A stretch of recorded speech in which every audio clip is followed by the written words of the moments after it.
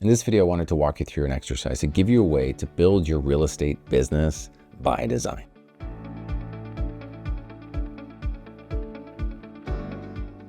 In another one of my videos, I shared the 4-stage real estate agent cycle of life. The whole goal of that is you go back to that video, it's to determine the clarity in your business. You want to understand where are your problems, right? Where is your lack within the business? If you can define this, right, you have an ability to attack the hinge parts of your business, fix the things that are the most incrementally powerful for your business, and then you can always get to the other problems later. So if you did follow that video and you got a sense for where I was coming from, you'll understand the term clarity. But there's a second C that I talk about often with how to, again, build our business by design and to ensure that the businesses we're building, the things you're learning, is going to make the most impact for you. The other half of the equation is the word constraint, right? So if we have clarity in our business, the second one is constraint. And the reason we need constraint in our business is because this list that you're seeing on the screen here is us as realtors. We got tons of options, tons of distractions, so many excuses, things that take us off course, people to confuse us, things to try. It's never ending in our business. So we need some version of constraint, a bit of a ball and chain to just like bring us back to the business that we should be building. And some people think of it as the word filter, right? I use this filter concept a lot when I talk to my redline agents about what we do here within the redline walls. The filter for me is these layers that help us all make a decision by. They help us decide what's our next steps going to be done through. They allow us to say, well, what even content am I going to listen to right now? What books, what podcasts? And then ultimately, if I was going to follow you around, what ends up in your day-to-day calendar of events? If you don't have a filter, a constraint for your business, it's going to be very hard pressed for me to look at your calendar and see any level of consistency. And if we don't see that, well, that's how our businesses can crumble, right? So again, that's a key thing for you. So I believe we all need a key filter, a constraint mechanisms to do that in our business. And the way I like to think about it is we need to think about our business and building our personal avatar. And what I mean by this, friends, is what type of realtor are you, right? Not like what kind of client do you want? Does that mean? It's more, what type of realtor are you? And I thought about this long and hard, and I kind of came up with 5 core themes for which I believe encompass the agents that we should consider being. And it's listing domination, an agent focused around the listing-based business. Revenue for life is a term I use for the agents that are focused on their sphere of influence and mastering the people that they know and that know them. The Avalanche machine is an agent that's a little different than that. The Avalanche machine will be an agent that takes a success or an opportunity or a lead and just maximizes the momentum every single time. That agent could be bouncing all over the place a little bit more than a revenue for life sphere-based agent, and of course a lot more than an agent focused on listing domination. The other option is for investors. It's a niche part of this business, but many of you know agents that focus on this business. You can tell that's a different avatar of realtor that does different things in their day than the others. And then a newer one that's kind of come up is the creator-based agent. This agent is focused on using the tools of today, social media, video, and they're creators. They're using their influence. They're doing things in combinations of entertainment and education together, where if they're on social media, if they're doing videos, you can tell this is their kind of skill set. And there's this whole new breed of agents that have come up for this. What I'm going to do today is kind of just walk you through a very simple kind of few steps about who these types of agents are, and then maybe you can determine if this is the type of constraint you need around your business. So let's start with listing domination. It's the ultimate listing machine. If I'm going to summarize it here quickly for you, this agent, the listing domination agent, they are here to squeeze every opportunity from their listings. This isn't just another transaction for them.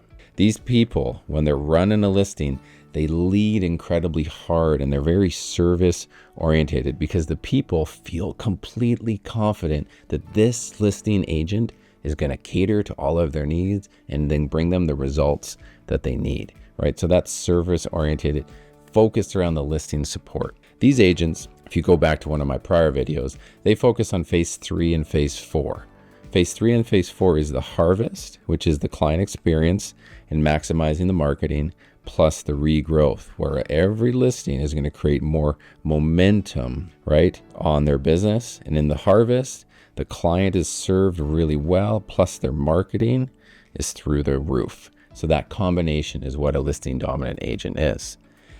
They have this idea that my listings are my bread and butter, so never lose a listing is a thing for them. I always say that the strong listing agents just will never lose one, and they're going to do everything in their power to ensure that's the case. And they use listings as the launch pad for more business. So was that you? That's the question. Are you a master marketer? Do you love investing in marketing? Do you like to learn about marketing? Do you like to create an incredible experience?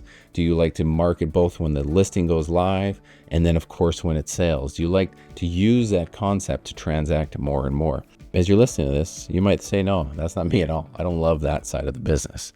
Okay, well, that's not you. Maybe you are a revenue for life agent, right? Revenue for life is the agents that are focused on sphere, like I said. But what does this mean? These guys are there to kind of like crush this 10% rule, meaning that Gary Keller would talk about this 10% rule in a sense that if you have a really well-built kind of omnipresent sphere plan that caters to them and stays in front of the people that you know and that know you, you can expect 10% of them to either refer you, do business with you for the first time, or do a repeat piece of business. You can imagine if you have 1,000 people well catered to, that's 100 deals per year coming from that group. Right, so they master the relationships. These people are relationship first, right? They love staying present with you. They like to know everything you're doing. They like to be, involved in your social media. They like to keep up to tabs and they remember stuff. This is like, part of their stick, right? These people do really well organically on social media. They're not there to try to grow a whole new audience. They're there to stay connected and use social media as a tool, right? The 10% rule it's their golden rule. Right. And these are the type of people that create raving fans. Right. These people have just a great knack for being around people. People like them. People trust them. People refer them because, again, they're focused on sphere of influence and relationships. You can imagine this is a lot different than the listing dominant agent that was focused on the marketing efforts, right, and just monetizing every sale and finding out these great marketing plans. This is more about just being good people, and you don't even have to be an amazing agent. Good people get the results, you're going to keep getting business. The next one is the Avalanche machine. The Avalanche machine, like I told you, this is the momentum creator. One dot connects to the next dot, and they're always looking for the next way to connect the dots constantly. Or one case where one thing creates a tree of effort, right? Momentum.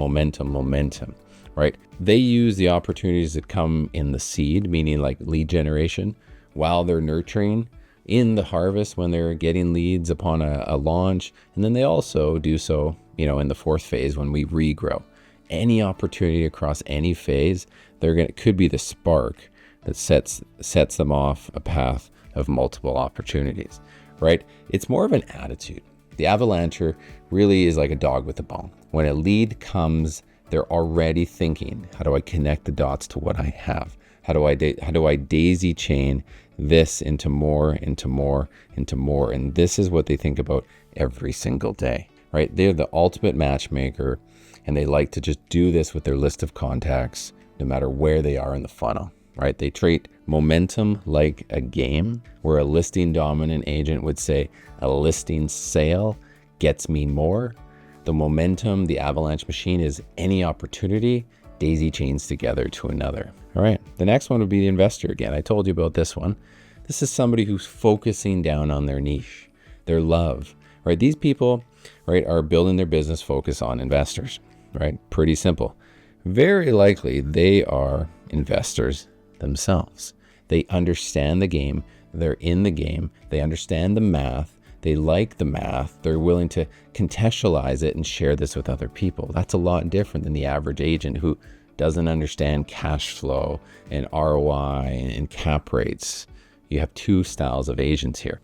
Focusing your your efforts on property buyers, property sellers, not just the average resale. And all the messaging that they talk about, they love the deals of the week. They're talking about best hot deals. They're talking about deals that are under market. And this is kind of their shtick, right? All of the messaging falls in line with investors. If this is you, you know it pretty quickly, or you know it that you're not, right? The focus for the investors is they know when they treat these clients very well, they can be long time, like high dollar per client among all of the other types and themes, because they repeat buy, they're generally fairly affluent, they have investor style friends, and they're just looking for somebody who understands the money like them. So again, this course theme, if you stay focused on it, is one of these where you manage less people, but you get similar and higher rewards. And again, like I said, these guys are investors themselves. They're in the trenches. They understand the language. And the trouble with investors is you are their advocate, but they understand a lot about real estate, where we're the advocate in every other style, but they don't understand real estate because their profession is not real estate. They're not investors themselves. So they sell every 5 to 7 years. Things change and you're the advocate. An investor is different. They understand a lot about what you're talking about, so you need to have your pencils sharpened. Okay, and then we'll hit the fifth one to see if this is you, right? I talked about the creator. The creator is interesting. It's that newer based agent because of social media and the rise of platforms like you're watching now, YouTube. These agents love to be in the videos. They love to create, to be imaginative. They love to be the messenger. They love to share the news. They want to have a voice. They appreciate creating opinions. They're not scared off by those things, which is a lot different than the average agent out there, right? This is the thing that most of us consider we should do, but very few of us master, right? And it's very easy to see the agents that are out there that we kind of look up to on social media, and we realize we're trying to be like them, but in our roots, we're not like that. We're not the creators of news, and it's not our skill sets. That one of the other four is a better use for me, right? These people are fearless.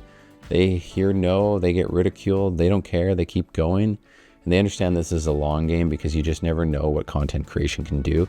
And most of the time, it's a long ways before the rewards come. Of course, this type of agent has to be fairly techie.